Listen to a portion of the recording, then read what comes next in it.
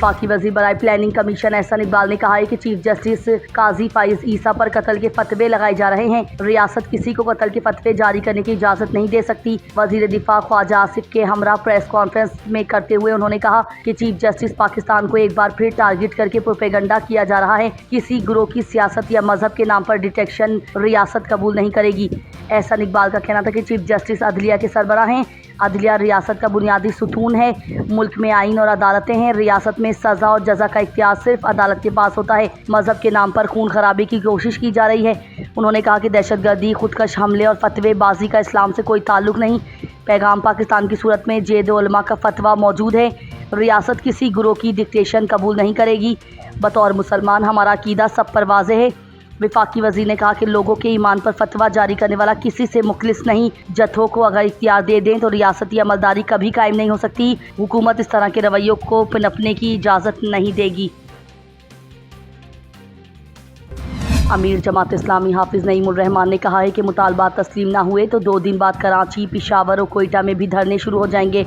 लियाकत बाग में press conference करते हुए हाफिज़ नईमुर रहमान ने कहा कि मुतालबात मंजूरी तक धरना ख़त्म नहीं होगा। डी चौक मार्च भी कर सकते हैं। उन्होंने कहा कि मुल्क में एक ही खानदान की हुकूमत है और ये रुकावटें डालकर अपने लिए हालात ख़राब कर रहे हैं। लाहौर में भी धरना शुरू हो चुका है। हाफिज़ नईम ने मजीद कहा कि IPP इससे मुआहदे गैर कानूनी हैं, कौम के सामने लाए जाएँ।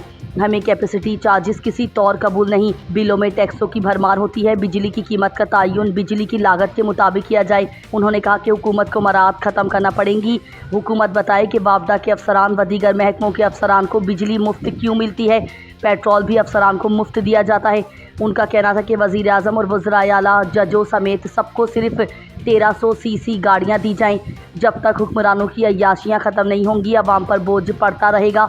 उन्होंने कहा कि पाकिस्तान तसादुम का रास्ता बर्दाश्त नहीं कर सकता। जब रुकावटें खड़ी करेंगे तो वो तोड़ी भी जाएंगी। फिर हमसे शिकायत ना करें। कारकुनान से कहता हूँ उलझने के बजाय फोकस हुकूमती इक़दाम पर रखें। क्यों ना बाज़ लोग पार्टियों में इख्तिलाफात डालने की कोशिश कर रहे हैं। सब सियासी पार्टियाँ इस धरने में शरीक हों।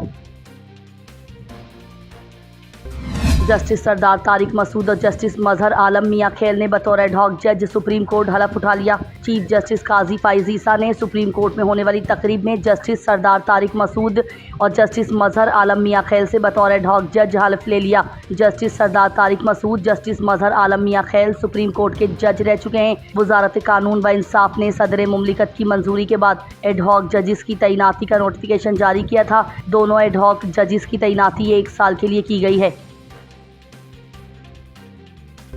अता तारड़ ने दीगर रहनुमाओं के हमरा कमिश्नर रावलपिंडी के दफ्तर के बाहर प्रेस कॉन्फ्रेंस में कहा है कि आज जमात इस्लामी की जानिब से 35 गिरफ्तार कारकुनान की फहरिस्त फराहम की गई। जमात इस्लामी के गिरफ्तार कारकुनान की रिहाई के अहकाम जारी कर दिए गए हैं। वजीर इत्तलात का कहना था कि हमारा मिशन है कि पाकिस्तान को चलने दिया जाए। 200 यूनिट वाले सार्फिन को 50 अरब की सब्सिडी दी गई। 2018 में भी हम महंगाई 4% पर छोड़ कर गए।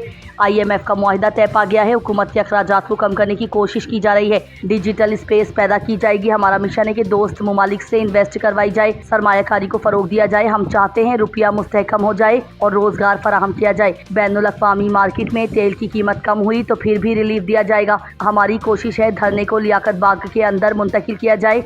जमात इस्लामी ने 10 मुतालबात की फहरिस्त हमारे सामने रखी है। ज़्यादातर मुतालबात बिजली से मुतालिक हैं। हमारी कोशिश है इस मसले को जल्द से जल्द ख़त्म किया जाए।